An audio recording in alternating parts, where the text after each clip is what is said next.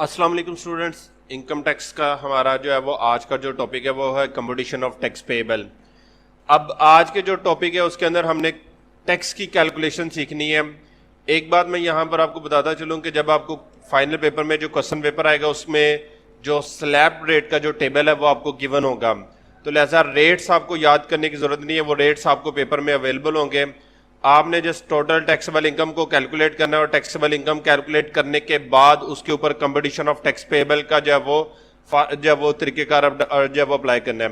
Basically ये जो है वो 7 स्टेप्स हैं जिसके तहत जो है वो आपने 1 बाय 1 इनकी कैलकुलेशन करनी है। इसमें जो स्टेप नंबर 3 है वो फाइनेंस एक्ट 2018 के अंदर उसको ख़त्म कर दिया गया था, तो लिहाजा ये जो है वो इसको हम यहाँ से निकाल के और बाकी जो है वो स्टेप 1 बाय 1 जो है वो डिस्कस करते हैं।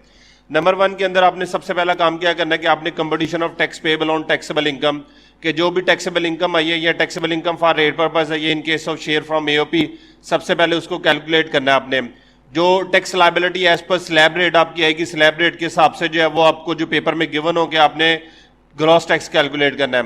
तो सबसे पहला काम आपने ये कर लिया कि ग्रॉस टैक्स की कैलकुलेशन होगी। ग्रॉस टैक्स की कैलकुलेशन के बाद जो स्टेप 2 है उसमें ये है कि competition of tax payable on actual taxable income. अगर शेयर फ्रॉम एओपी आपको गिवन है और आपने उसको टोटल इनकम में ऐड किया है तो उसकी सूरत में आपने ये फार्मूला अप्लाई करना है। फार्मूला क्या होगा? एक्चुअल टैक्सेबल इनकम, ठीक है जी, जो भी होगी उसको डिवाइड करेंगे taxable income for rate purpose से और मल्टीप्लाई करेंगे जो टैक्स आया यहाँ पर, जो स्टेप 1 के अंदर जो आपका टैक्स आया हो उस टैक्स को यहाँ पर मल्टीप्लाई करेंगे तो जो आंसर आएगा वो आंसर आपका ग्रॉस टैक्स होगा, ठीक है जी। उसके बाद जो है वो नंबर 3 स्टेप में होता था सीनियर सिटीजन का अलाउंस, जो कि अब 2018 के फाइनेंस एक्ट में खत्म हो गया, तो लिहाजा इस स्टेप को आपने इग्नोर कर देना है। अगर सीनियर सिटीजन का क्वेश्चन गिवन भी होगा तो आपने यहां पर ये टैक्स कंसेशन जो है वो चार्ज नहीं करना। उसके बाद नेक्स्ट स्टेप के अंदर आपने जो है वो नंबर 4 के अंदर आपने टैक्स कंसेशन कैलकुलेट करना है इन केस ऑफ टीचर की सूरत में जो टैक्स कंसेशन आपका कैलकुलेट होगा वो ये होगा कि उसकी जो इनकम फ्रॉम सैलरी है, ठीक है जी, उस इनकम फ्रॉम सैलरी के ऊपर ये वाला स्टेप जो स्टेप 1 है ये आप दोबारा से अप्लाई करेंगे सिर्फ इनकम फ्रॉम सैलरी के ऊपर। और उस इनकम फ्रॉम सैलरी के अंदर जो है वो आपके जितना भी ग्रोस टैक्स आएगा उस ग्रोस टैक्स का 25% लेके यहां से जो है वो आपने क्या करना है, माइनस कर देना है, डिडक्ट कर देना है। तो जब आप ये डिडक्ट करेंगे तो बाकी आपके पास जो है वो अमाउंट ऑफ ग्रोस टैक्स आ जाएगी। उसके बाद नंबर नेक्स्ट जो है वो काम आपका ये कि आपने जो है वो उसके बाद जो है वो फॉरेन टैक्स क्रेडिट माइनस करना है। अब फॉरेन टैक्स क्रेडिट जो है वो कैसे माइनस होगा, उसके लिए सबसे पहले आपने क्या लेना है कि फॉरेन इनकम टैक्स पेड कि जो भी फॉरेन टैक्स पेड उसने क्वेश्चन पेपर के अंदर आपको गिवन किया हुआ वो सबसे पहले वो लिखेंगे। उसके बाद ये फार्मूला अप्लाई करेंगे। क्या फार्मूला होगा जी? Foreign income multiply by foreign tax on income, ठीक है जी, इंक्लूडिंग फॉरेन इनकम, और डिवाइड कर देंगे इसको टोटल या एक्चुअल टैक्सेबल इनकम से। तो जो आपके पास आंसर आएगा इस आंसर को आप पॉइंट 1 के साथ कंपेयर करेंगे इसके साथ जो फॉरेन टैक्स पेड है, जितना भी फॉरेन टैक्स पेड और ये फार्मूले से जो अमाउंट है ये इन दोनों में से जो भी अमाउंट जो है वो लेस होगी, लो वैल्यू होगी, वो लो वैल्यू आप क्या करेंगे अपने ग्रॉस टैक्स में से माइनस कर देंगे। जब ये माइनस करेंगे तो उसके बाद वो आपका ग्रॉस टैक्स आ जाएगा और उसमें से फिर आप लेस करेंगे average relief. Basically average relief जो है वो आपकी जो है वो कैलकुलेशन होगी डोनेशन के ऊपर, investment in shares, investment in life insurance, ठीक है जी। उसके बाद जो है वो markup on housing finance scheme, इन पर जो है वो एवरेज रिलीफ कैलकुलेट होगा। सबसे पहला जो एवरेज रिलीफ की जो है वो अमाउंट है वो है डोनेशन। डोनेशन के अंदर वो क्या है जी? डोनेशन फॉर चैरिटेबल पर्पस में आपने क्या करना है कि सबसे पहले आपने अमाउंट ऑफ डोनेशन लेनी। अच्छा, डोनेशन के अंदर रिस्ट्रिक्शन चेक करनी है आपने। रिस्ट्रिक्शन क्या होगी कि आपने अमाउंट ऑफ डोनेशन लेनी है, इसके साथ 30% ऑफ एक्चुअल टैक्सेबल इनकम लेना है। इन दोनों को कंपेयर करना है, इन दोनों में से जो लेसर अमाउंट होगी वो amount allow for average relief होगी, ठीक है जी।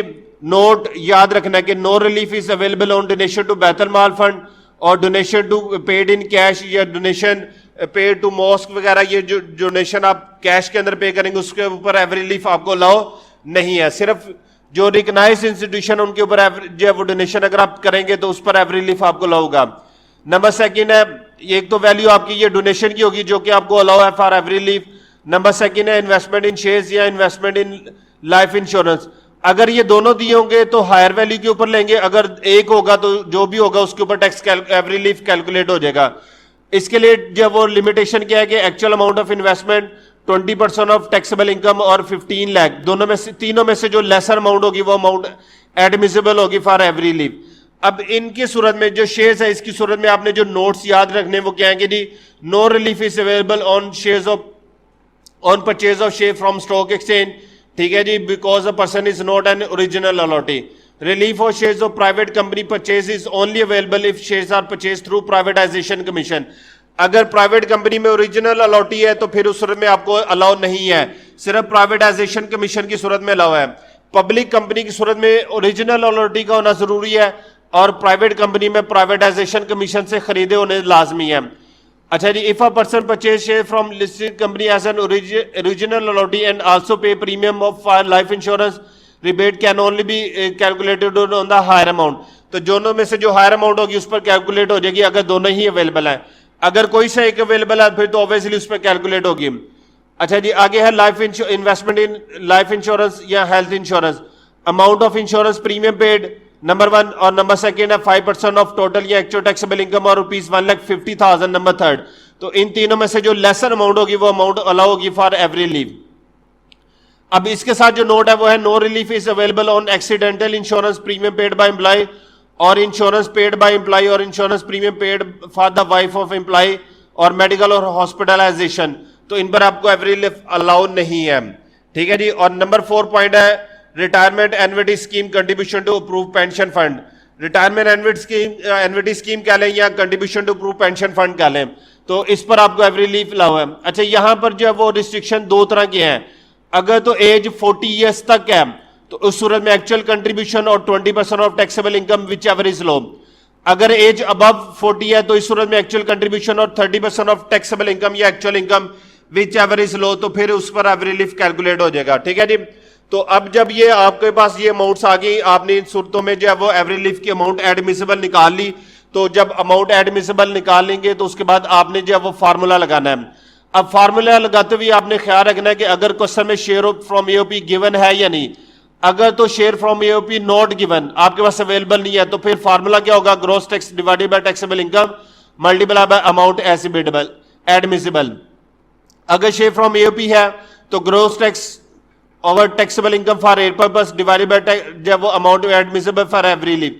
अच्छा, ये जो ग्रॉस टैक्स है ये gross tax on taxable income for rate purpose वो वाला कि जो शेयर फ्रॉम एओपी को ऐड करने के बाद जो ग्रॉस टैक्स आया था वो वाला ग्रॉस टैक्स लेना है, और टैक्सेबल इनकम भी वो लेनी है जो कि शेयर फ्रॉम एओपी को ऐड करने के बाद आई है। तो अब दोनों में से कोई एक फार्मूला जो भी सिचुएशन होगी वो अप्लाई करेंगे। अप्लाई करके जो अमाउंट ऑफ आंसर आएगा वो जो आंसर होगा वो आपका ग्रॉस टैक्स में से माइनस होगा, तो बाकी जो है वो वैल्यू बचेगी, वो नेट टैक्स होगी। यहां तक जो है वो ये जब वो कंपटीशन ऑफ टैक्सेबल जब वो का पार्ट 1 है, उसके बाद जो इसका बकिया हिस्सा वो कल के लेक्चर में पार्ट 2 के अंदर हम इंशाल्लाह डिस्कस करेंगे, ठीक है जी। आई होप यहां तक ये सारी चीजें जो है वो आपको क्लियर होगी। अगर इसका कोई क्वेश्चन हुआ तो आप मुझे कमेंट सेक्शन के थ्रू पूछ सकते हैं। कल इंशाल्लाह इससे आगे डिस्कस करेंगे। इजाजत दीजिए, अल्लाह हाफिज।